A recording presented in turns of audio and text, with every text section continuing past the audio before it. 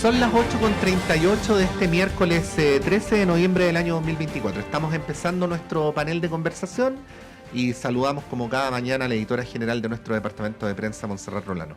Buenos días, Montse. Muy buenos días. Y a nuestros invitados, al académico de la Universidad de Chile, Facultad de Comunicación e Imagen, periodista, colega, senador universitario, ¿qué más? No, nada más. Dino Mancari.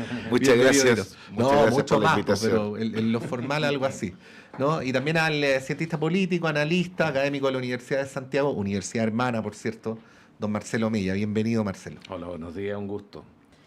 Muy bienvenidos, Dino, Marcelo. El tema de Katy Barriga, lo comentábamos antes de salir al aire, pero desde la perspectiva de su situación actual, ahí en la cárcel de San Miguel. Ayer fue, no sé si fue sorpresivo para ustedes, ¿eh? Por lo menos a mí me sorprendió porque ya había sorteado en varias ocasiones la prisión preventiva y se decreta ayer por varios argumentos, el tema de la falsificación de instrumentos públicos y también el monto defraudado, que fue uno de los argumentos que se usó en contra de ella. Estaba en prisión preventiva, va a estar ahí probablemente varias semanas hasta que esto se revise, pero más allá del hecho y del morbo que despierta esta noticia, ¿no? Seguramente los matinales están cubriendo esto profusamente. Quiero que analicemos más el fondo de este caso y de la situación, que lo hemos hablado en otras ocasiones, de la corrupción municipal y las posibilidades que hay, o qué es lo que hace el sistema político en su conjunto para que estos casos no vuelvan a ocurrir, ¿no? Sabemos que hubo una comisión presidida por María Jara Quemada hace más de un año, que emitió varias conclusiones. El gobierno se comprometió a impulsar una agenda ambiciosa en materia de probidad y transparencia a propósito del caso de las fundaciones. Está también la comisión Engel, que hay algunas de esas propuestas que se tradujeron en proyectos de ley, pero que todavía están en el Congreso, ¿no? Claro. Y la pregunta es, ¿qué hacemos como sociedad, como sistema político, para que estos casos, como el de Katy Barriga, que es uno de los más escandalosos por la cantidad del monto, ¿no? de miles, de decenas de miles de millones de pesos, no vuelvan a ocurrir? Tenemos los casos de Las Condes, este año vimos varias situaciones en municipios. Ahí quería darles la palabra para analizar el fondo del tema, ¿no? Más allá de lo farandulesco que puede resultar. Claro, yo creo que el riesgo es que la personalización de la noticia se vaya comiendo la parte más bien estructural del problema de la corrupción en los municipios. No cabe duda que creo que todos esperamos que respecto a los casos de mayor connotación que afectan a alcaldes o exalcaldes, tengan el debido proceso y respondan por lo que han hecho, si eso está fuera de discusión. Pero desde ahí en adelante, lo que queda, creo yo, es un reforzamiento de los mecanismos de fiscalización, de transparencia, porque hay que recordar que las dimensiones del fenómeno de la corrupción a nivel municipal son muy preocupantes. O sea, hoy día tenemos números, y tengo un torpedo aquí para apoyarme, que el año pasado el Ministerio Público cierra con 642 causas abiertas en todas las regiones por delitos asociados a corrupción a nivel municipal.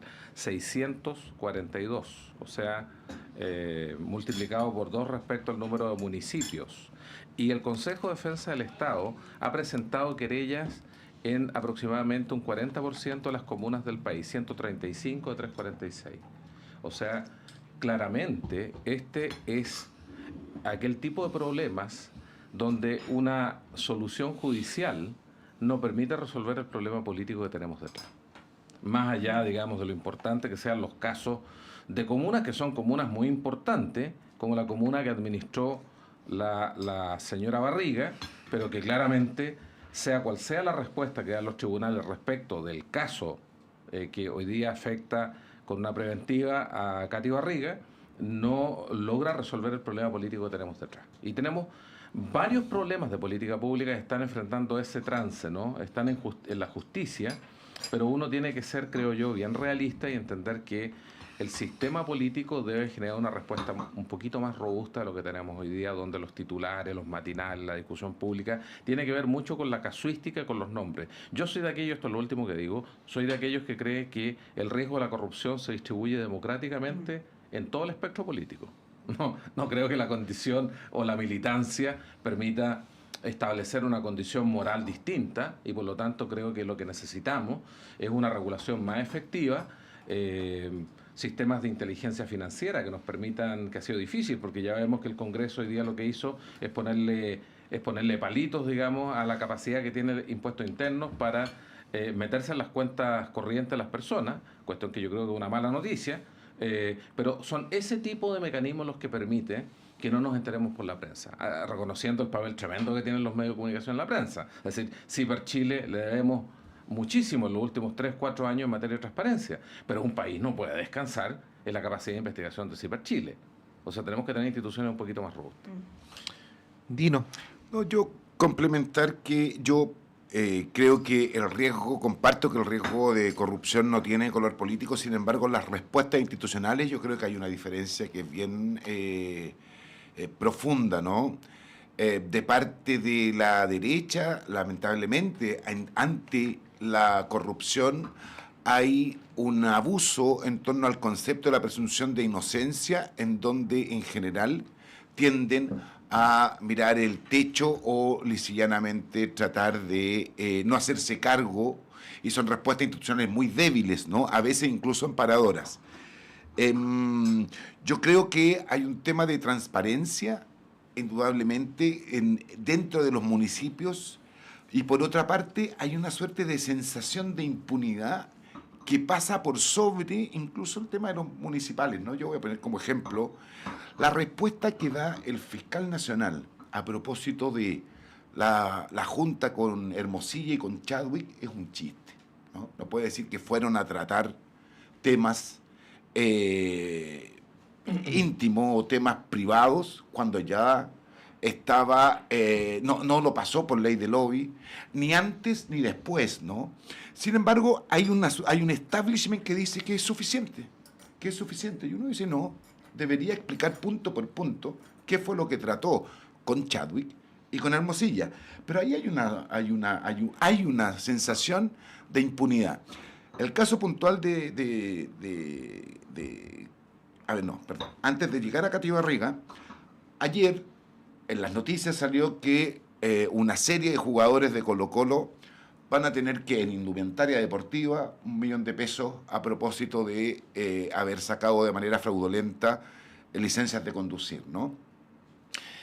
Y el nexo de la persona con la cual sacaron en Nancagua, hoy día es el alcalde electo. Uh-huh.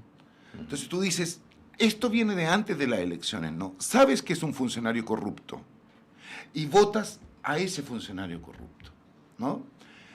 Y la justicia, de manera diferenciada, les dice, no se preocupen, hagan de nuevo el trámite, pero regalen camiseta, ¿no? A escuelas de Nancagua. Es brutal y es un poco, hago el símil, en este caso con Katy Barriga, ¿no? Escuchaba en la mañana y al director de la radio, Patricio, hablaba de la palabra decoro, ¿no? Uh-huh. No hay ni siquiera decoro, no hay conciencia de lo que hiciste fue dolo, ¿no? Hay un delito, se te está acusando de un delito. Y no hay conciencia de eso de parte de la imputada, en este caso, no hay conciencia de ese delito, porque lo más probable es que vendrá un lugar común en el que dirán, bueno, todos los hacen. A nadie le pasa nada, ¿no? Hay un establishment que me recibe esto, que lo soporta y que lo justifica, porque de lo contrario no hubiese hecho lo que hice, ¿no? Si es que algún beneficio hubo. En la línea, disculpa, Pato, lo que decía Juan Pablo Hermosilla la semana pasada, esto de hablar de un sistema, ¿no? Que el sistema funciona así, un poco con el propósito de decir, bueno, todos estamos en la misma, por lo tanto, todos son culpables y nadie es culpable, ¿no? Sí. Sí, claro. Bueno, yo estoy completamente de acuerdo contigo, Marcelo, en lo que señalabas de que tenemos que ir a los temas de fondo. De hecho, en estos paneles lo que siempre tratamos de hacer, pero como que sentimos que estamos como arando en el desierto, la verdad, porque cuando hablemos más adelante del presupuesto voy a decir lo mismo que voy a decir ahora. O sea, que falta sentido de Estado para ir de lo episódico a lo estructural. Y es cierto lo que tú dices, de hecho, si uno va a los datos duros, y no es que tenga nada contra el PPD, pero la última vez que revisé los datos, el partido que tenía más imputados por corrupción a nivel alcaldicio era el PPD. Lo que pasa es que como la derecha gana en las comunas más ricas, se instala esta idea, o sea, objetivamente los alcaldes de derecha tienen montos más altos involucrados porque son de comunas más ricas, pero no es porque el origen es que sean de derecha. Recursos, Claro. claro. Pero igual hay que mencionar lo episódico, ¿no? En el caso específico de Katy Barriga, porque cuando yo hablaba del decoro, y vuelvo al punto, el tema no es el OnlyFans, o sea, sobre eso no voy a decir ni media palabra. Lo que digo nomás es que da cuenta de una persona que no tiene conciencia de la repercusión pública y eventualmente de la indignación que provoca los delitos por los cuales es investigada, ¿no? Entonces, claro, creo entender, no hay ningún abogado aquí que este tipo de consideraciones no son parte del análisis a la hora de determinar las medidas cautelares de alguien. Pero inevitablemente estamos frente a un hecho de alto impacto público, donde la manera en que se conduce la persona que está siendo objeto de una medida cautelar genera consecuencias. No, yo estoy de acuerdo con eso. Yo creo que uno podría decir, desde el punto de vista comunicacional o político, que el comportamiento de la señora Barriga cuando tuvo la preventiva hace un par de meses es a lo menos imprudente. Y aunque formalmente no debiera ser una consideración para que el tribunal revisara la cautelar, creo que con la connotación mediática que tiene, política y social que tiene, yo creo que en el fondo también opera esto. El tipo de comportamiento que ha tenido mientras tiene la medida cautelar impuesta, digamos. Y ahí toco con el concepto de decoro que tú mencionas, Patricio, porque claramente termina siendo contraproducente para ella misma. Va contra sus propios intereses. Entonces uno se pregunta, de vuelta, dos cosas. Primero, ¿qué tanto castiga el electorado prácticas que están más allá de lo aceptable en materia de corrupción? Tenemos un caso a nivel mundial que es impresionante. El presidente de Estados Unidos se eligió y está no imputado, no formalizado, está condenado. El país más importante del mundo desde el punto de vista geopolítico tiene un presidente que va a escuchar en poco tiempo más condena. ¿Cuánto equivale su condena? Entonces, de ahí en adelante, ustedes entenderán, ¿no? Y lo otro que creo que es importante es que en los últimos 10 años en Chile ha llegado mucha gente sin trayectoria política, sin carrera política, lo que los romanos llamaban el cursus honorum, la experiencia de hacer política, desde el territorio, desde la base social, desde la militancia, gente que representó en algún momento la esperanza de renovación de la política para bien, pero que después de una década se ha mostrado que o falta oficio o reproducen los mismos vicios de la peor calaña en sectores de la clase política tradicional, digamos. Entonces, ojo con los independientes, ojo con la gente que tiene trayectoria corta en política. No digo que en algunos casos no representen una renovación, pero digo que esa esperanza del año 2010, 2011, de que había que renovar el aire del sistema político con independientes, habría que tomarlo con un poco más de reserva, creo yo, porque tenemos demasiados casos a nivel municipal de candidaturas independientes que se toparon con esta condición de tener consejos que controlaban en su mayoría. Mira, fíjate que los alcaldes lloran, se quejan cuando no tienen un consejo que les permite tomar decisiones, o sea, no tienen mayoría en el consejo. Pero cuando lo tiene, tú miras los números de querellas del Consejo de Defensa de Estado y la relación es clarísima. Los municipios que más problemas de corrupción han tenido son alcaldes que tienen mayoría en los consejos y que sienten que pueden hacer y deshacer. Entonces, independiente y mayoría en el consejo se transforman en condiciones de riesgo para la corrupción a nivel municipal. Puedo agregar solo un dato complementar, ¿no? A propósito de dejar de estar enamorado de las y los independientes, ¿no? La juventud también. Lo que hemos visto son políticas y políticos jóvenes en los cuales tienen un comportamiento a veces, ¿no?, más espurio que el de sus padres cuando vienen de la propia política, y lo podemos ver precisamente, y algunos con cargos al interior de sus partidos, ¿no? No hay nada nuevo ahí. No hay nada nuevo. Lo que están haciendo y lo que han hecho es profundizar algunas características de sus padres que vienen del periodo del periodo de la dictadura, ¿no? Y ahí yo creo el tema del presupuesto, cuando uno los escucha, dice, a este señor el país no le importa, le da exactamente lo mismo. Sí, bueno, es muy cierto lo que plantea Marcelo Dino, y justamente dijiste la palabra clave, Dino, porque los queremos llevar al presupuesto que se está debatiendo en el Congreso, en la Cámara. Ayer hablábamos un poco de las prioridades, los énfasis que ha puesto el gobierno, los recortes también que ha sido criticado desde su sector.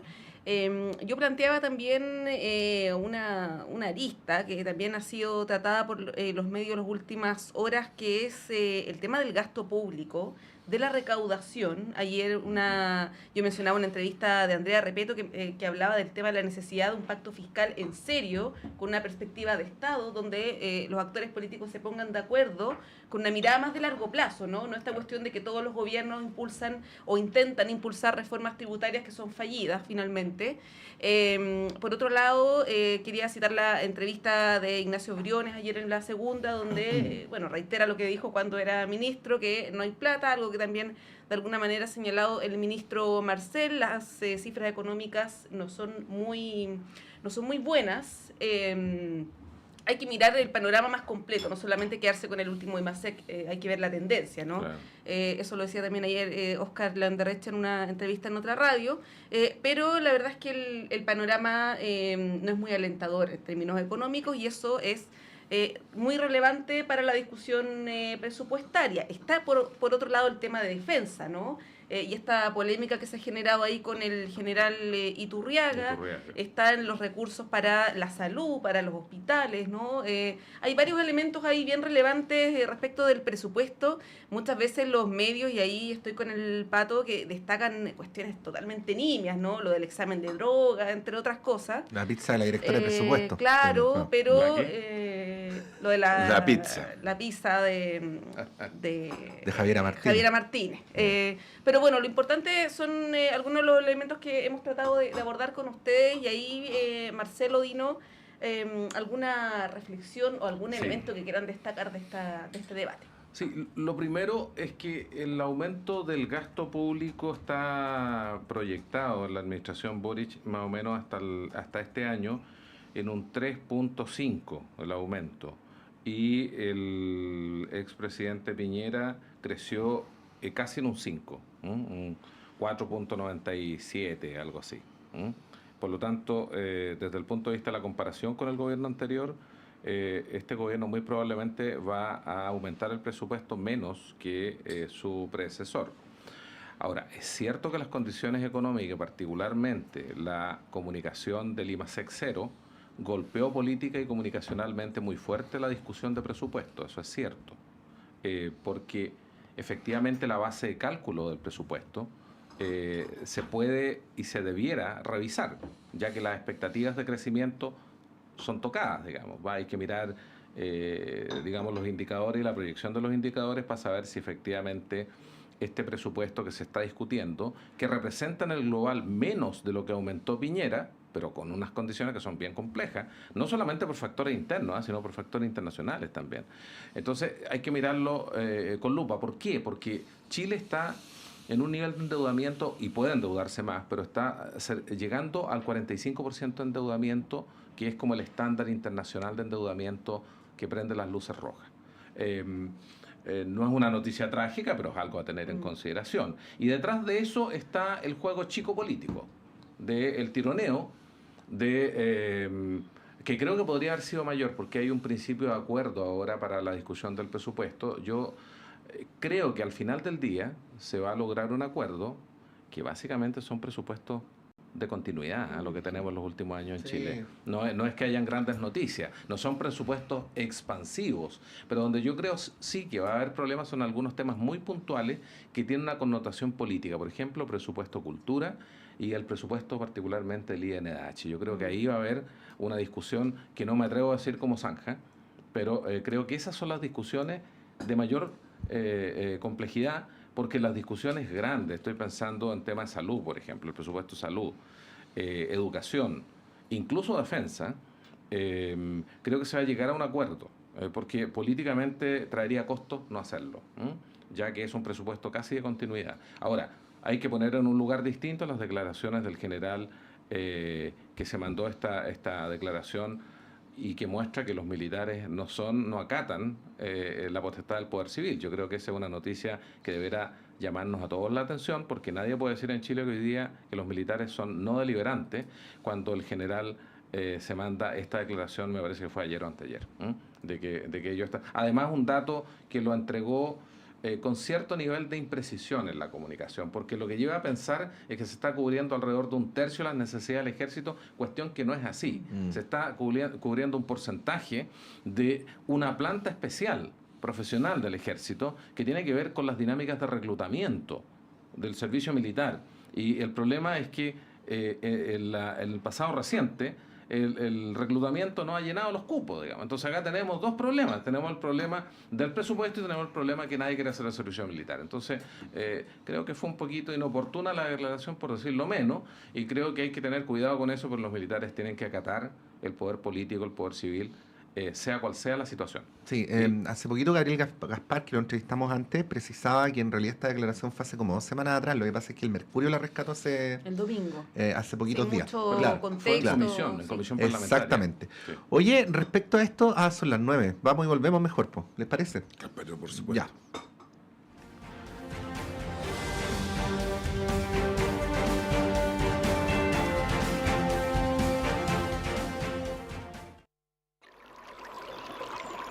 Aguas Trayén o Cascada en Mapudungún es la mejor agua purificada con tecnología de última generación. Para más información, visite su página web www.aguastrayen.com.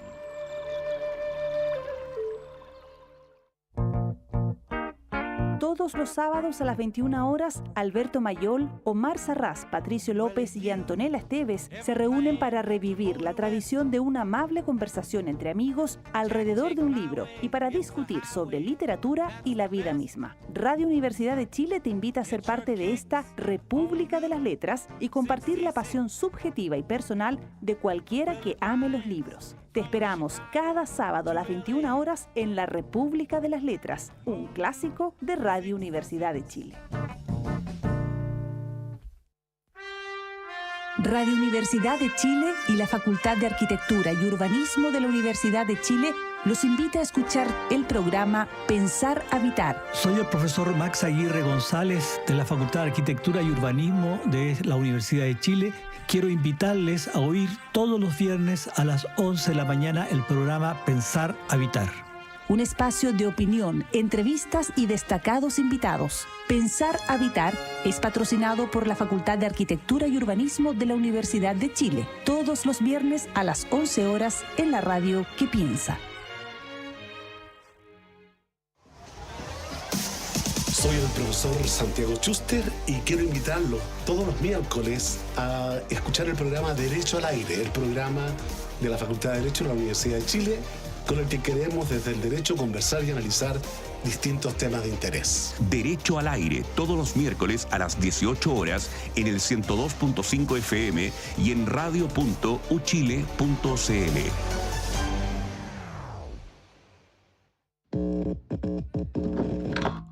Sala Máster de Radio Universidad de Chile presenta... Con más de 13 discos editados y una tremenda carrera musical, Radio Universidad de Chile les quiere invitar este jueves 5 de diciembre a celebrar y disfrutar los sonidos de la cantautora nacional Francesca Ancarola, celebrando 40 años de música e historia aquí en Sala Máster.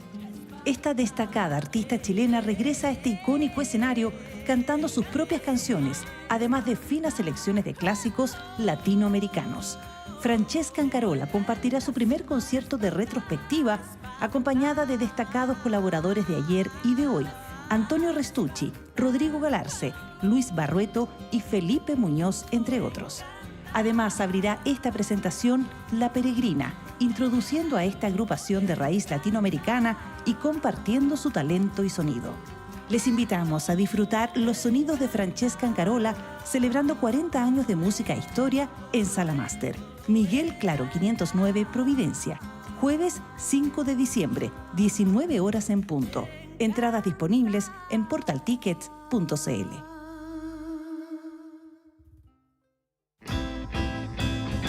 Descubre la esencia musical en Radio Universidad de Chile, premiada como radio fundamental de la música chilena 2024.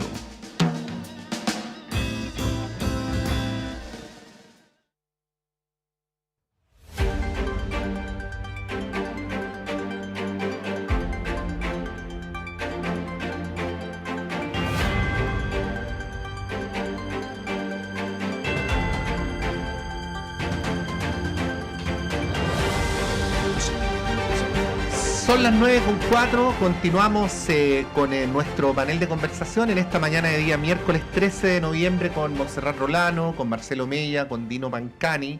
Estábamos discutiendo el tema del presupuesto, lo que señalaba Marcelo, cultura y NDH, eso es mañana, hoy día no se va a alcanzar a tratar, pero bueno, hay algunas organizaciones del mundo de la cultura que están haciendo anuncios bien catastrofistas o apocalípticos, si se quiere, respecto a cómo podría venir el machetazo en cultura. Eso se va a ver en todo caso mañana. Pero bueno, retomando la conversación, Dino, puedes recoger lo que quieras del primer bloque y yo simplemente agregar algo cuando me refería al tema de la falta de sentido de Estado. Es evidente que si queremos discutir acuerdos de Estado no los podemos empezar a discutir en los 4 días en los que se da la sesión de la discusión del presupuesto, se requieren acuerdos previos. De hecho, el mismo acuerdo con el ministro Marcel ya podría parecer precipitado en el sentido de que si quieres proyectar consensualmente el año siguiente hay que hablar durante el año y no a fines de octubre ni principios de noviembre, ¿no? Y lo digo, por ejemplo, por lo que pasó ayer, y esta es una apreciación mía, digamos.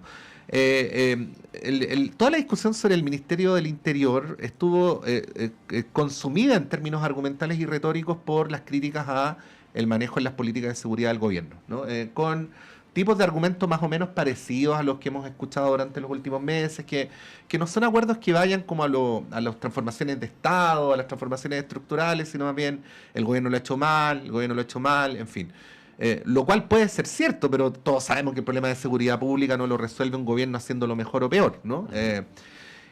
Y un ejemplo bien claro es que una de las cosas que más se le criticaron al gobierno, y de hecho se rechazaron partidas presupuestarias en nombre de ese argumento, es que el gobierno estaba aumentando el presupuesto sin mejorar la gestión en seguridad. Entonces se decía, el gobierno, estoy aquí directamente en Longton, ¿no? El gobierno no ha mejorado la gestión en seguridad y esto no se resuelve con un aumento del presupuesto. Entonces lo que yo me preguntaba más temprano, lo vuelvo a traer acá, es ¿qué hubiera pasado si el gobierno no hubiera aumentado el presupuesto en seguridad, po? O sea, lo hubieran acusado de negligente, de desaprensivo, de frívolo. Entonces se da una discusión en un plano en el que resulta prácticamente imposible avanzar o edificar, ¿no? Bueno, ahí te quería preguntar, Dino, ¿cómo lo ves? Porque uno augura que hoy día y mañana la cuestión va a continuar más o menos parecida. Si yo, oye, un poquitito más atrás, ¿no? Yo creo que hay temas en los cuales a uno le permiten poder hacer una mayor comunicación política, ¿no? Y creo que el presupuesto lo que están haciendo es dándole un uso que va a ser absolutamente electoral. Por lo tanto, si bien hay una parte en donde creo que es casi doctrinario, es por ejemplo el tema del INDH, la derecha no entiende este tema de los derechos humanos y mucho menos que tenga que haber un instituto, por lo tanto ha sido resistente permanentemente y en momentos en que esa institución puede tener una crisis, la derecha idealmente quisiera sacarlo, ¿no? La dirección del trabajo también, sí, en donde está el tema de las 40 horas, que al gobierno le permitiría hacer mucha comunicación política, porque ese es un logro del gobierno de manera como coalición, ¿no? Del periodo, es un logro en el cual tendría mucha importancia el próximo año para poder, en el marco de las elecciones. Y el tema de cultura también, ¿no? En donde creo que hay un tema de convicción. En general, el mundo de la cultura no es vinculado a la derecha. Y el mundo de la cultura se nota cuando se activa electoralmente, porque trae mucho rédito electoral, y se nota no porque esté con la derecha, se nota porque está ausente, ¿no? Y ahí tú no separas y no le vas a ir a echar la culpa al Parlamento de no tener los presupuestos comprometidos, ¿no? Lo que culpa esencialmente es al gobierno que no ha cumplido las promesas que realizó durante su campaña. Entonces, creo que hay una mirada a propósito de que salud, educación puede moverse menos, ¿no? Porque tiene menos rédito. Siempre estamos tan al debe ahí, que se nota menos, ¿no? Estos presupuestos de continuidad. Sobre lo de que me gustaría lo del el comandante en jefe del ejército, compartiendo todo lo que se ha señalado, yo solamente lo pongo como ahí hay algo que creo que nosotros no sabemos, y es por qué sale hablando y sale señalando esto el comandante en jefe del ejército. Y también pongo como a modo de mirarlo, ¿no? ¿Por qué el senador Insulza remarca que Defensa no está yendo al Congreso? Si es una correligionaria de él, ¿no? Y Allende, además, ¿no? ¿Qué es lo que hay ahí? ¿Qué comunicación hay que todavía no logramos, o yo al menos no tengo los antecedentes, pero no me parece que el Mercurio salga el senador Insulza diciendo que Maya Fernández no está haciendo la pega en el Congreso e inmediatamente el Mercurio saque esta otra información, ¿no? ¿Cuál es la operación comunicacional que hay detrás? Y lo último, el tema era de lo de London, ¿no? Sí, no estaba obligado a comentarlo, lo dije como para... No, hablé mucho, así que no lo voy a comentar. Oye, Mox, déjame leer algo cortito porque tiene que ver con cultura. Quiero leer, porque creo que sirve para lo que estamos conversando, un post que hizo la directora del Observatorio de Políticas Culturales, Bárbara Negrón, que es una gran estudiosa del tema. Dice, para entender como más aterrizadamente cuál es el problema, dice, lo que está resultando de la discusión sobre el presupuesto de cultura es grave y va mucho más allá de si se aprueba o no el aumento propuesto por el gobierno. Dice, no solo se rechazaron programas nuevos como el pase cultural, también se intervinieron programas establecidos como los fondos de cultura, la Orquesta de Cámara de Chile, el Bafona, los museos y la red de bibliotecas públicas, entre muchos otros. En algunos se elimina específicamente el gasto en personal, en otros los bienes de consumo y en otros la adquisición de equipos, incluso las facultades de los consejos sectoriales, sin que el conjunto de recortes tenga alguna coherencia. Ya no se trata solo de la plata, sino que de intervenir sin fundamento técnico en políticas culturales consolidadas. Pero las responsabilidades son compartidas, dice Bárbara Negrón. El gobierno presentó un proyecto que aparentemente crecía un 46, pero que en realidad no pasa del 28. Tal como señaló la directora de la Dirección de Presupuesto, parte importante del aumento de cultura en realidad corresponde a programas ya existentes en otros ministerios. Por ejemplo, la biblioteca de escolares, y otros, ¿no? En resumen dice, porque este post es más largo, dice, en términos concretos, para cultura lo que está en juego ya no es solo si se pasará a un marginal 0,4 a un 0,5, sino que ver tijereteadas las políticas públicas sin ton ni son. Ahora está en manos del gobierno reponer vindicaciones en lo que se ha recortado y evitar este enorme retroceso. Bueno, mira, en relación a ese mismo post que tú acabas de leer, uno podría preguntarse entonces qué sentido tiene la evaluación de los programas y las políticas públicas que hace la unidad de la DIPRES, ¿no? La DIPRES tiene por función en una pequeña unidad, que tiene, digo pequeña porque claramente es una unidad que está subdotada de personal, la evaluación anual de los planes y programas que se ejecutan. Y uno podría tener algún reparo respecto de que esa unidad necesita mayor autonomía para no tener, digamos, un criterio político que determine la evaluación de la continuidad o no continuidad de los programas, porque es un problema que existe hoy día. No hoy día en este gobierno, digamos, que existe en Chile y que, dependiendo del color político, hace que la evaluación no sea tan de acuerdo al mérito del proyecto. Pero entonces, si la propuesta para garantizar y evitar la corrupción en los planes y programas que desarrolla el Estado es la evaluación técnica que hace la Dirección de Presupuesto, ¿qué sentido tiene si no existe ninguna coordinación, ninguna relación con las decisiones del Parlamento? Ahora, ¿en qué medida la casa de máquinas del sistema político, con un sistema de partidos que está en un máximo histórico de fragmentación, hace posible que lo que dice Patricio, que esa discusión desde la lógica del Estado se imponga a la discusión pequeña? Porque hay que recordar que este es el presupuesto que va a operar en el año electoral que tenemos por delante, en el año de las parlamentarias y las presidenciales. Entonces aquí nos está discutiendo en función del mérito también. Esto está profundamente contaminado con la idea de generar mayor apretura en el presupuesto en el año electoral que se nos viene por delante. Entonces aquí la política no está hecha por santos ni santa. Y por lo tanto aquí están todos con la calculadora, y yo creo que tanto la reiteración de años electorales, tener un año electoral por delante, hace que el proceso sea más estresante. Pero también tener un parlamento que está extremadamente fragmentado hace que los parlamentarios se mandan esas declaraciones como las que tú mencionaste respecto al señor Longton, ¿no? Al diputado Longton. Entonces, lo que tenemos acá es una casa de máquinas que ayuda poco, que se presta para imponer la discusión de pelea chica. Y yo creo, y lo voy a decir, creo que hay poco espacio para la reforma política, pero creo que es indispensable. Bien, a propósito de pelea chica, Marcelo, los quiero llevar al tema de la seguridad. Que tú lo mencionabas, ha sido uno de los elementos que se han discutido en el contexto del presupuesto. Mencionar algunos hechos que han ocurrido en las últimas horas que pueden ser muy puntuales, muy episódicos, pero que generan un panorama y también una percepción en la ciudadanía respecto de la crisis que vive el país, ¿no? Que es algo que se ha reiterado algo en el último tiempo. Esta madrugada hubo homicidios, uno en la comuna de Providencia, muy violento, ¿no? Con una encerrona donde se asesinó a un joven extranjero que iba a comprar en un local de comida rápida, y es bien impactante, la verdad, el caso, pero también hubo situaciones en Viña del Mar, en Antofagasta, en La Pintana, donde fallecieron varias personas, ¿no? Ya la oposición está haciendo un emplazamiento público a la ministra Toá, quien no tiene, digamos, mucho crédito en la oposición, y el mismo presidente.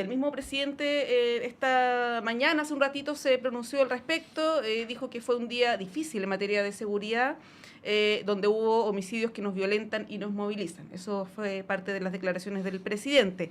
Esto lo quiero vincular, Marcelo, Dino, con, pueden ustedes encontrar que es un poco forzado, ¿no? Pero con encuestas que se han hecho en el último tiempo que hablan de los atributos del presidente, de cómo se percibe dependiendo del sector político. La izquierda tiene una muy buena opinión del presidente, cómo maneja las crisis, en fin, pero el grueso de la población no lo ve de esa manera, ¿no? Y particularmente en materia de seguridad. La encuesta CADEM también, la última, habla de una preferencia que es relevante, ¿no? Así mayoritaria, respecto de ciertos líderes como Bukele, por ejemplo, ¿no? Y que esto también de alguna manera está vinculado, y el tema que se ha tratado de hacer de manera más seria o menos seria por algunos analistas de la elección en Estados Unidos y hacer algunos vínculos con Chile, ¿no? Y uno de ellos es el tema de seguridad, cómo los sectores progresistas, la izquierda no está hablando de estos temas, que son los más, es sin duda el más relevante para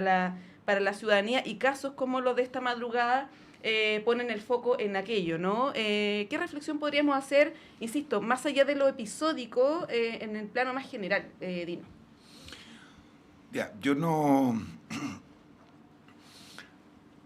pongo en cuestión ambas encuestas, no tanto Criteria como CADEM. En CADEM sale que una imagen positiva, Trudeau tiene un 64%. Yo me voy de aquí caminando a Estación Central, si es que alguien sabe quién es Trudeau, ya la verdad es que me doy una piedra, exacto, una piedra en el pecho, ¿no? Entonces, Bukele sí, porque los medios han levantado a Bukele y aparece como el zar, el justiciero, ¿no? Y el que maltrata al maltratador. Entonces, me parece que es lo que yo puedo levantar y decir, pero lo veo también cuando interactúo con más gente. Puedo ver que ahí hay un modelo en el cual se ha instalado, aparece, no sé si es aplicable completamente en Chile, pero aparece exitoso, ¿no? Si hoy a propósito, en la calle Puente es muy difícil atravesarla desde Catedral hasta General Maquena, con Bukele lo más probable es que esa calle se va a abrir en 3 días, ¿no? Los métodos que va a utilizar, sabemos más o menos cuáles son, y yo estoy disponible para que eso ocurra. Entonces, eso lo entiendo que Bukele será el personaje, discursivamente y en sus acciones. Sobre el tema de Criteria, yo solo haría una observación en eso, Montserrat, ¿no? Yo no creo que la izquierda, ¿no? Porque escuché también a Valdivieso decir, la izquierda parece irreflexiva con el presidente, ¿no? Puede ser un sector de la izquierda el que aparece porque me parece irreflexivo, ¿no? irreflexivo decir que lo ha hecho bien y que tiene grandes atributos. Me parece que es la contratación de los asesores que mueven la cabeza y que lo que están haciendo permanentemente es decirle sí, lo está haciendo muy bien. 53 minutos hablando, estupendo, versus la periodista que le está diciendo, compadre, corte, ¿no? Porque se está pasando. Lo que hay ahí es un 20% que creo yo que en el marco de un gobierno que funciona, porque Piñera llegó a tener un 7%, ¿no? Pero en un gobierno. En el marco de un gobierno que funciona, a mí me parece que un 20% no es para tener cuentas alegres de esta mirada tan positiva y que además aparece como aislada, ¿no? Como irreflexiva. Lo digo de otra manera. Un 20% irreflexivo siempre va a existir de personas en las cuales están siguiendo de manera ciega una adhesión a un gobierno que en algunas cosas ha tenido luces y en otras ha tenido sombras y ha tenido muchos grises, ¿no? En torno a los avances del programa propuesto. Sí, como suele ocurrir con las construcciones mediáticas, la ciudadanía no creo que adhiera a Bukele, sino más bien quiere adhiere al arquetipo, ¿no? Al cual se le ha puesto como nombre Bukele, ¿no? Sí. No creo que quisieran al Bukele real si supieran cómo funcionan las cosas en El Salvador. Total. Pero lo que sí me preocupa es que ese arquetipo es funcional a la idea de que el Estado de Derecho es un impedimento para hacer justicia, en vez de lo contrario. Y la democracia. Y la democracia, porque está, por ejemplo, este concepto de las detenciones ciudadanas, que detenciones ciudadanas no tienen nada, es matonaje en estado puro, porque cuando un delincuente no se puede defender, pegarle entre 15 no es heroico, ¿no? Y hay que decirlo aunque sea impopular. El fin de semana pasado veía en la tele, en la Florida hubo un asaltante extranjero que lo pillaron y lo mataron, ¿no? Entonces le preguntaban a una señora que tenía la típica pinta de una señora que jamás ha infringido la ley, y ella razonaba de cómo lo veía ella, decía, bueno, tiene que haber sido muy grave lo que hizo este caballero para que lo hayan matado, ¿no? Pero razonando de una manera en la que no ponía en cuestión que lo hubieran matado, ¿no? Sino que tratando de explicarse por qué se habían ensañado tanto con él. Y ahí tenemos una distorsión súper grave a la cual volvemos a pegarle al sistema político, pero para cuidarlo, no se está haciendo cargo.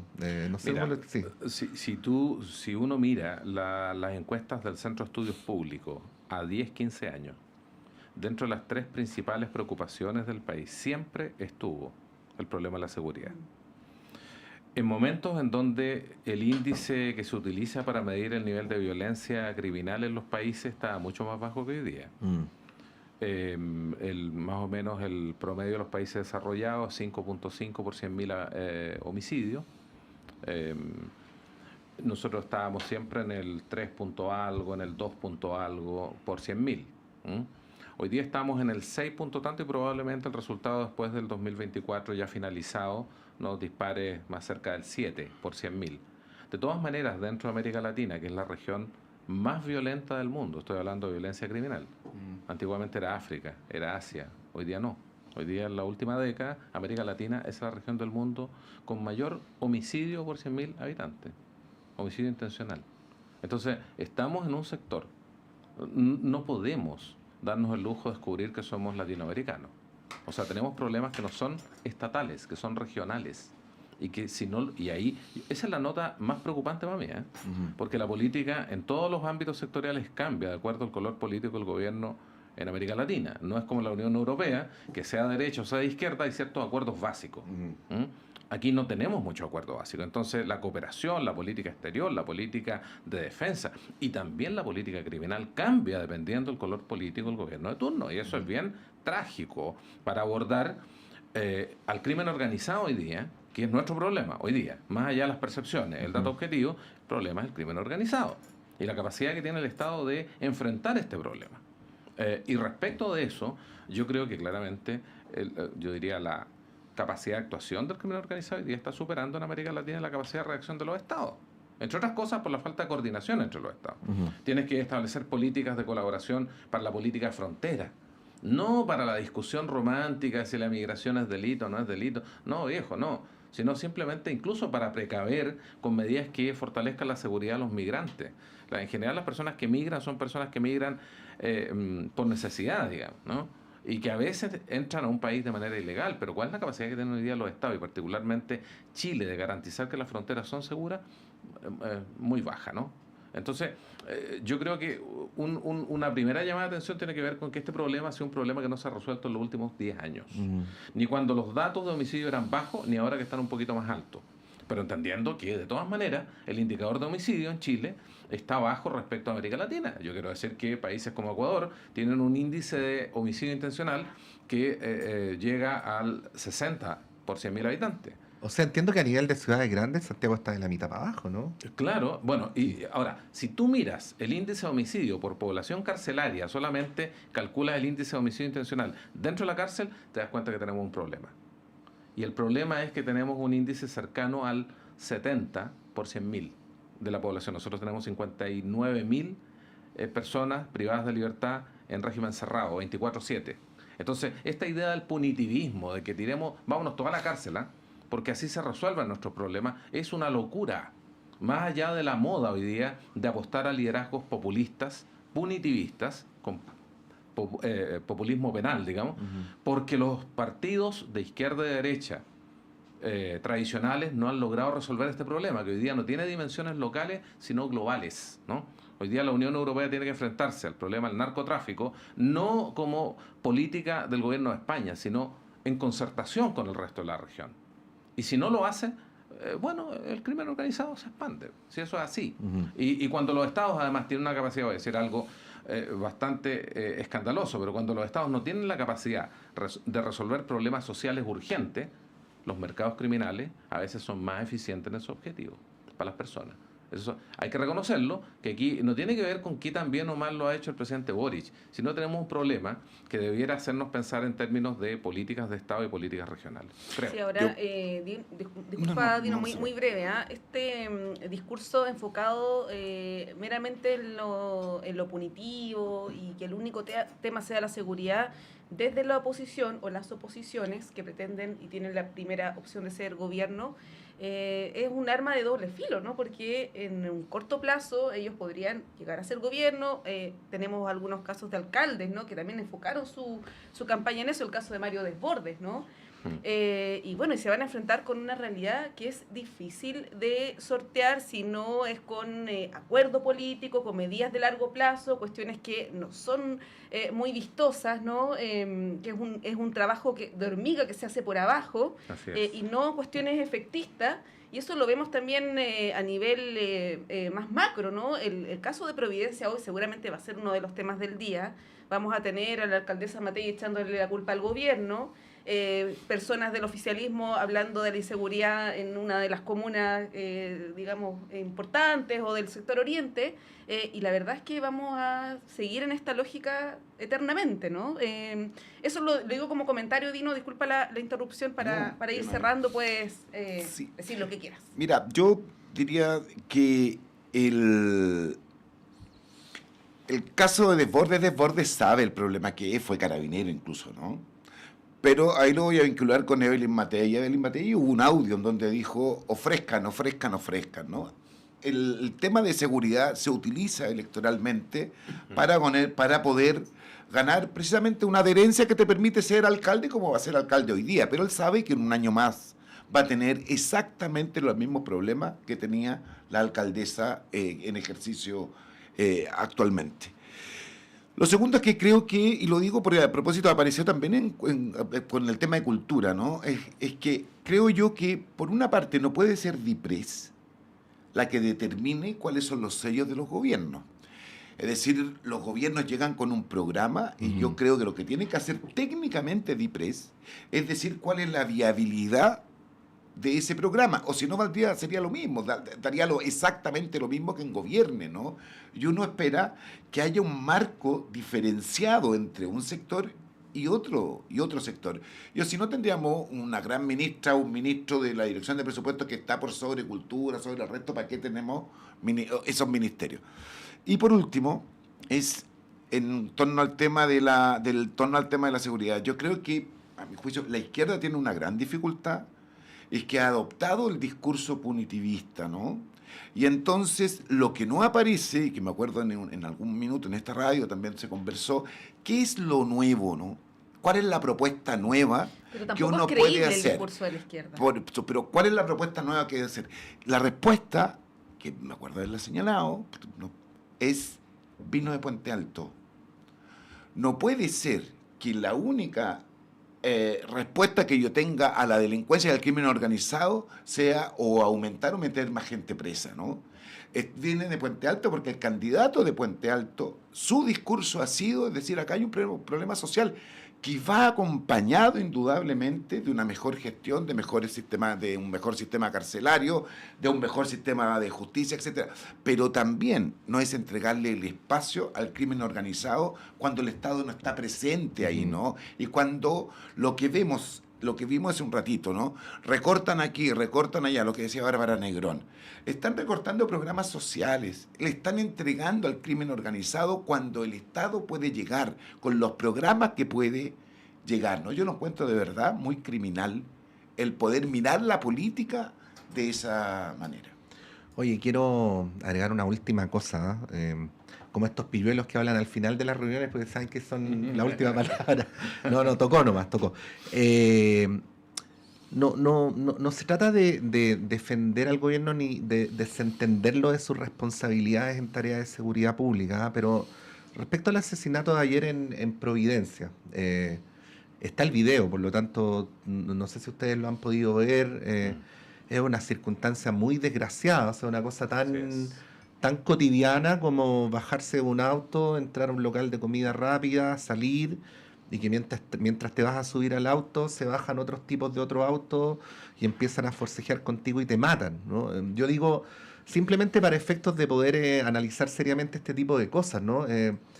Yo no sabría, viendo las imágenes, luego habrá que ir al fondo, ¿no? ¿Qué podría haber hecho más o qué estaría haciendo puntualmente mal el gobierno para poder analizar un caso, ¿no? Como ese? Por eso es importante analizar los casos, ¿no? Porque es una circunstancia tan despiadada, que no sé si eso lo puede resolver una política pública, para decirlo más directamente, un gobierno de otro signo, un mejor o peor subsecretario. A eso me refiero con salir de lo episódico, porque si hoy día vamos a hacer un festín con este tema, es evidente que no estamos contribuyendo en nada a mejorar el problema más estructural, pues. No, yo estoy de acuerdo, pero creo que hay otros tantos casos en los cuales sí se puede hacer. Entonces hablemos de eso. Hablemos de eso. Hablemos, por ejemplo, cómo tú tienes un sector, el barrio Yungay, que no tiene ninguna comisaría, por ejemplo, que no tiene una unidad de la PDI cerca, están al otro lado de la norte-sur, y por lo tanto atienden otro sector que está altamente densificado demográficamente y que evidentemente genera oportunidades para el microtráfico, porque se está dejando un espacio que está, digamos, libre de control, digamos, de quienes tienen que garantizar el control de las calles. Entonces, mira, es cierto, probablemente en este caso la política pública no da respuesta a una situación tan desgraciada como la que podemos ver en los videos, pero sí en otros cientos de agresiones, de robo con violencia, de ingreso a los domicilios, de homicidio intencional con autor desconocido. Sí, la política pública del Estado puede hacer mucho. Yo creo que esa discusión con altura de miras como política de Estado, que toca lo que dice Dino, que toca tanto la capacidad de actuación preventiva y reactiva del Estado, pero también la fortaleza de la política social. Porque cuando tú tienes a miles de personas con un problema de no tener vivienda, el problema de los sin vivienda en Chile, que se ha mantenido desde el año 2010 si tú miras la curva del problema habitacional, esto no va para abajo. Y cada vez es peor. Entonces, yo quisiera decir que el Estado tiene que estar con estas dos manos, con la mano de la ayuda social, de la política social, pero también de la capacidad, yo diría, más inteligente de actuar frente a un fenómeno que es muy complejo. Y en este caso, solo a propósito del barrio Yungay, ¿no? Tiene un gran tejido social el barrio Yungay. Hay mucha organización social, están permanentemente haciendo. Ponle seguridad, y eso es no sé, la fantasía, ¿no? Basta ver la fiesta del roto chileno, no más que autoorganizada, y es una maravilla. Entonces, efectivamente, ahí es cuando el Estado y cuando los gobiernos cambian, se notan, ¿no? Es como miras y dices, acá lo que no tengo que esperar es que lo que sucedió en las poblaciones es que el tejido social se bajó, ¿no? Se desmembró. Hay un tejido social, lo que tengo que hacer es fortalecer y colaborar con ese tejido social. Bien, tenemos que cerrar, irnos rápidamente, son las 9:33. Marcelo Mella, muchas gracias por acompañarnos nuevamente. Muchísimas gracias, siempre un gusto. Dino Pancari, igualmente. Muchas gracias. Que tengan un estupendo miércoles. Y con Patricio nos vamos a la pausa. A la vuelta está Claudio